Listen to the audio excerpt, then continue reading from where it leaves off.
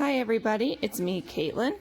I am doing a voiceover today because, well, I sounded like a weirdo in the video. I just sounded like I was in a bad mood, but I really wasn't. So I just added sodium lactate to my oils and butters, and I just stirred it up a little bit, incorporated all kinds of air bubbles, because you know, that's what we love to do. There's my lye solution. You guys know the drill.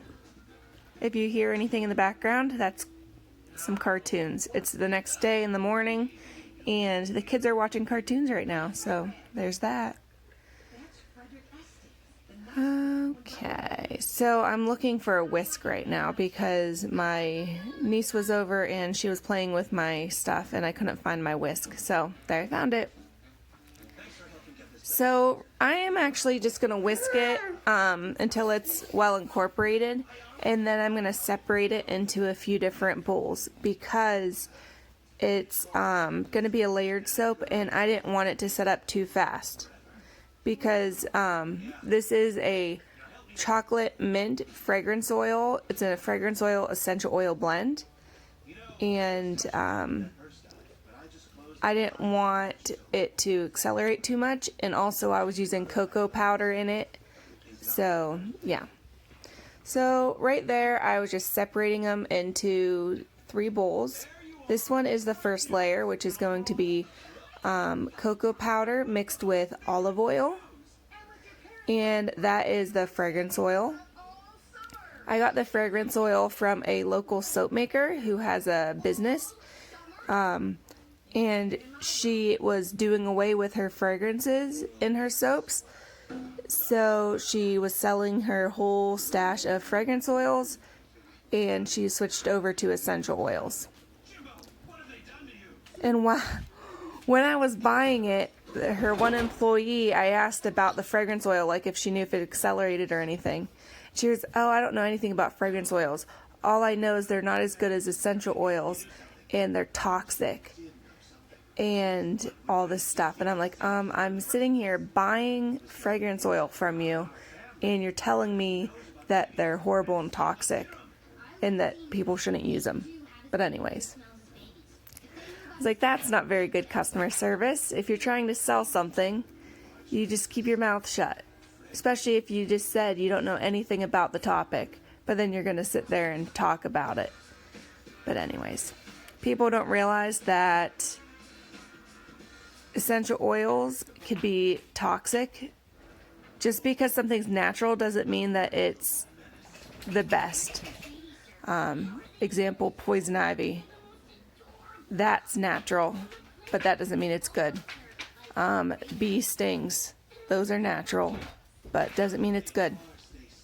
So anyways, I did a mica line to try to separate this green layer that I'm making from the brown layer, only because I'm not adding fragrance oil to this green layer and I don't want the fragrance oil to discolor this green layer.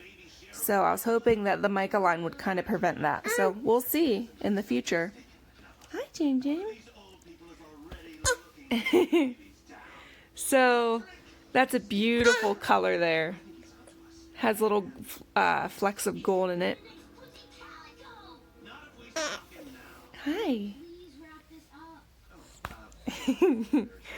Ow. Okay, that's enough. Ow, stop. My 1.5-year-old is sitting on my lap while I record this. Yeah. And he is tapping me. And now my 3-year-old is tapping me. So here's the third layer. The third layer is pretty much the same as the first layer. After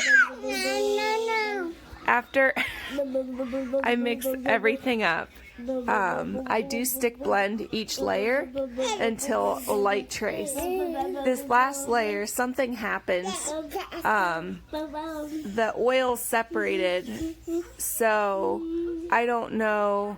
I stick blended it. You'll see when I cut it that it just looks slightly different, and it took a lot longer to set up than I thought it would. So there's that.